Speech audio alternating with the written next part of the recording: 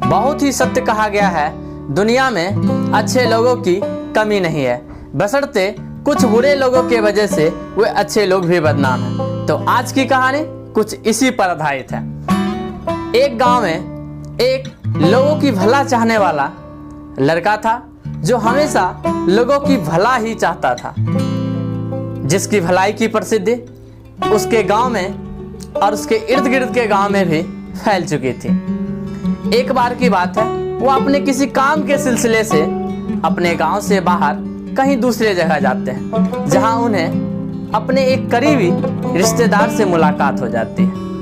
उस रिश्तेदार से वह लड़का ढेरों सारी बात करते हैं और बात के अंत में वह लड़का उस रिश्तेदार को भी जीवन के कुछ अच्छे बातों को सिखा जाते हैं। और दोनों की बात खत्म होती है, उसके रिश्तेदार पहले ही घर की ओर निकल पड़ते हैं और बाद में वह लड़का भी अपना काम समाप्त करके घर की ओर चल पड़ते हैं। जब वह घर जाते रहते हैं तो रास्ते में अचानक उसके कानों में एक आवाज़ सुनाई पड़ती है, जो कि उसके बारे में गलत कहा जा रहा था और कहने वाला व्यक्ति कोई और नहीं बल्कि वही रिश्तेदार था जिससे वह कुछ देर पहले बात किया था।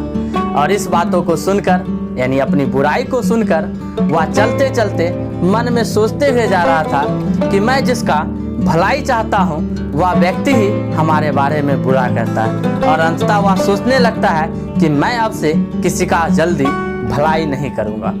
और जो ही ये सोचते आगे बढ़ते जा रहे थे तो अचानक उसके कान में फिर कुछ बुजुर्गों की आवाज़ पहुंच गई। और वह जो बुजुर्गों की आवाज़ थी उसमें उस व्यक्ति की भलाई की गुणगान हो रही थी। यानी कि कुछ बुजुर्ग लोग उसके भलाइयों के बारे में अच्छे बात कह रहे थे कि देखिए, यही वह लड़का है जो अपनी भलाई से गांव को बदलने का प्रयास कर रहे हैं और अपनी भलाई से लोगों की मदद भी करते हैं। जब उस बातों को वह सुना तो फिर मन ही मन प्रसन्न हुआ और सोचने लगा कि मेरा मानना और सोचना गलत था कि मैं जिसके बारे में भला सोचता हूँ वह मेरे बारे में गलत ही सोचता है, बल्कि हमारी भलाई से जलने वाले लोग बहुत कम हैं, जबकि उसे स्वीकार करने वाले लोग बहुत ज़्यादा हैं।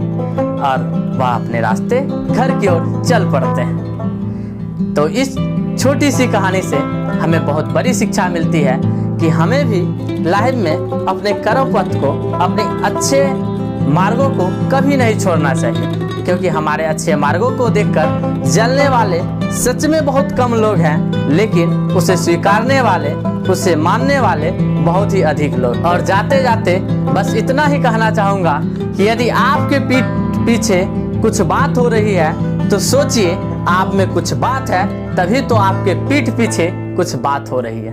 तो जय हिंद, फिर मिलते हैं हम अगली वीडियो में। तब तक आप अपना और अपनों का ख्याल रखते रहें।